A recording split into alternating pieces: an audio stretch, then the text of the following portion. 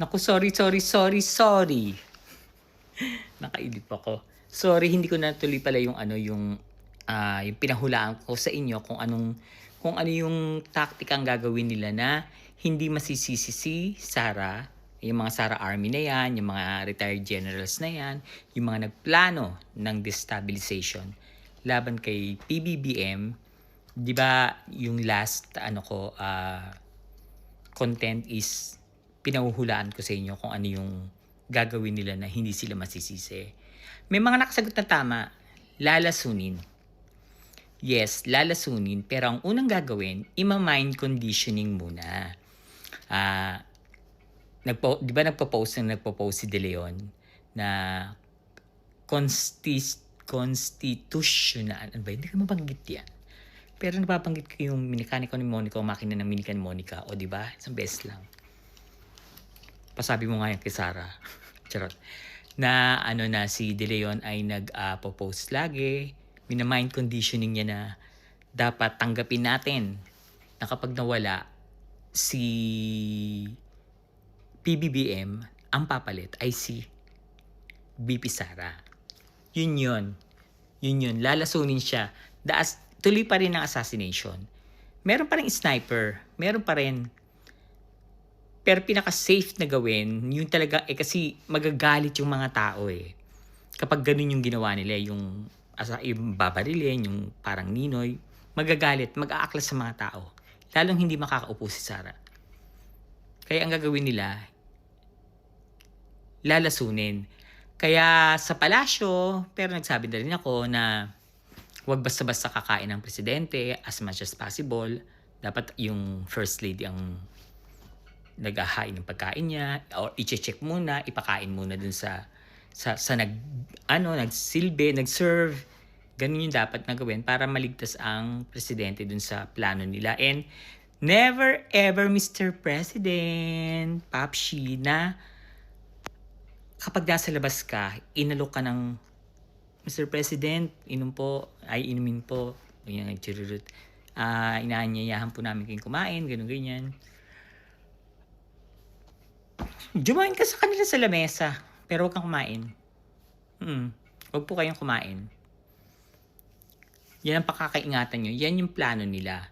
Na kapag hindi naman matupad habang tumatagal yung araw, na ewan ko bakit taing-tae si Sara Duterte na makaupo. Pinagdadasal ko na nga na sana matupad ng interim release. Pero sa ibang bansa nyo ilagay. Huwag sa Pilipinas. Para matigil na yung babaeng yan. Baliw yan eh.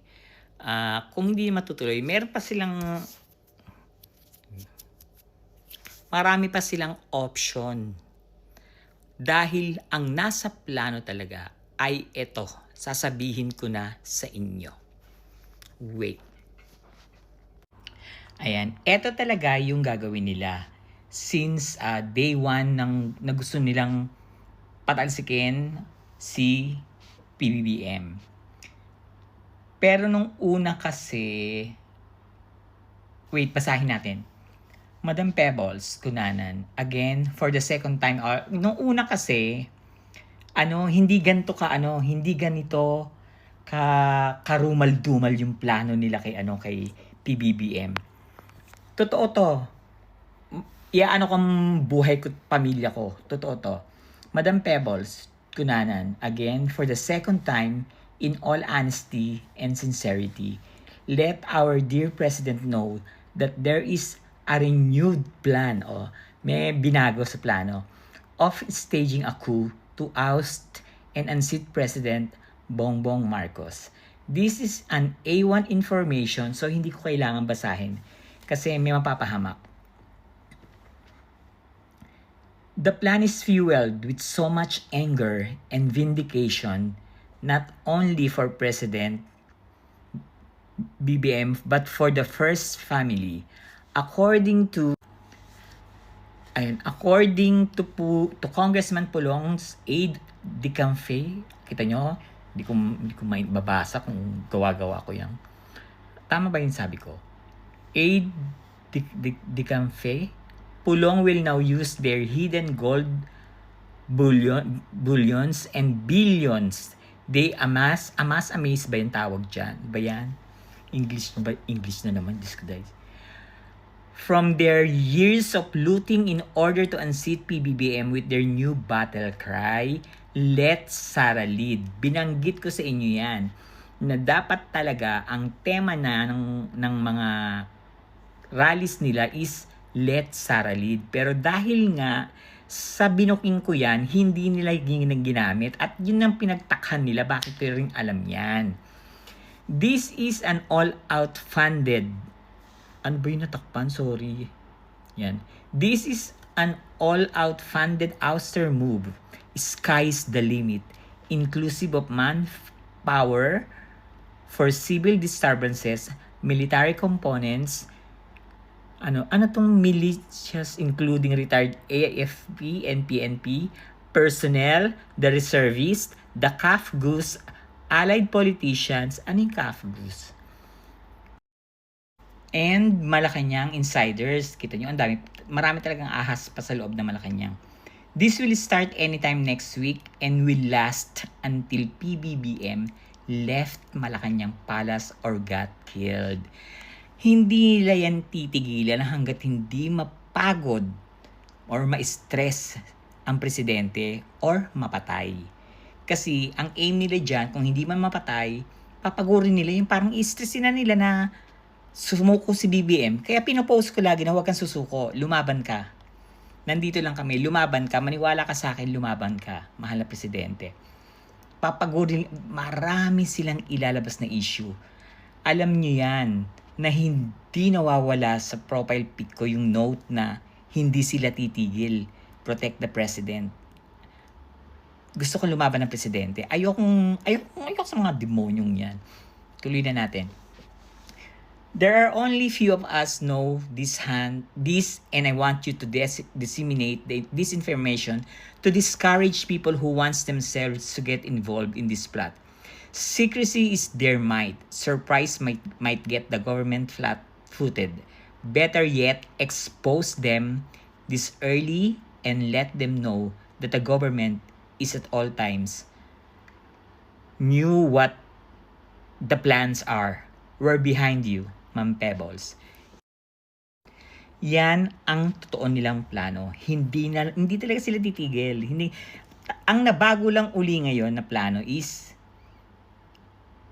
hanggat maaari, hindi nila papapatay yung babarilin, yung suicide bomber, no. Ginawa nila yung eksena na lalasunin. And ima-mind conditioning ang mga tao na constitutional na maging VP president, maging president ang vice president kapag daw wala ang president. Yun yung ginagawa nilang mind conditioning ngayon. At mapapansin nyo na si Sara, ang mga posting, mabait, diba? Ganyan-ganyan, chururut-chururut. Let's read, encouraging the children to read books, ganyan, chururut. Ayun, nag-recommend ako ng books na babasahin, yung tungkol sa patayan sa EJK. Sabi ko, ito, basahin nyo. May iyak kayo dyan sa ginawa ni Duterte sa mga nakabalahuraan sa mga Pilipino. Ayan, yan ang eksena. Tama yung mga ibang nanghula na lalasunin. Yan din yung plano nila kay Ombudsman. Sabay nilang gagawin yan.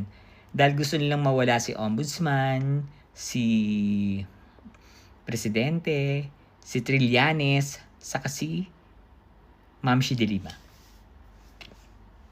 Lahat yan i-eliminate nila ng iba't ibang klaseng eksena. O siya, chururut, tusok. 10 minutes uli.